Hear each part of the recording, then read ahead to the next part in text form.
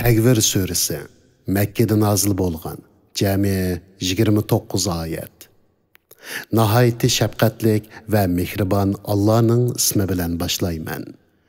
Günning nuri o'chgan chaqda, yulduzlar tökülgan chaqda, tağlar gumron bo'lgan chaqda, bo'g'oz to'gilar tashlab etilgan chaqda, yavoyi hayvonlar to'plangan chaqda, dengizlar o't bo'lib lavuldigan chaqda, canlar öz qayoshlarga qo'shilgan chaqda, tirik ko'mib etilgan qizdan sen qaysi gunoh bilan o'ltirilding deb so'ralgan chaqda, nomi amallar echilgan chaqda, osmon echib tashlangan chaqda, do'zax qizitilgan chaqda, jannat taqvodorlarga yaqinlashtirilgan chaqda, har odam o'zining qilgan yaxshi yomon ishlarini biladi.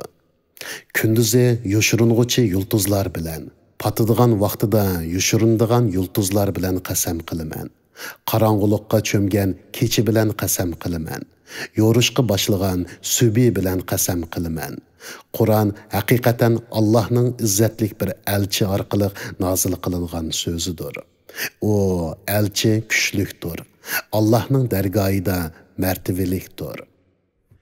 Farishtalar uningga itoat qilg'uchidir. Bu yerda, ya'ni osmonda u ishonchlikdir.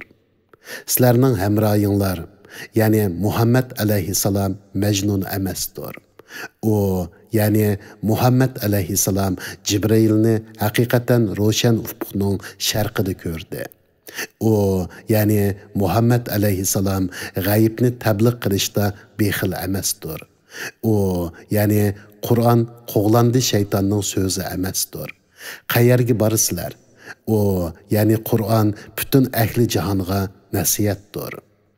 Sizlarning oranglardan din borasida ravurus bo'lishni xohlaydiganlarga Qur'on nasihatdir. Faqat olamlarning parvardigori Allah xohlagandila, ondan sizlar xohlaysizlar.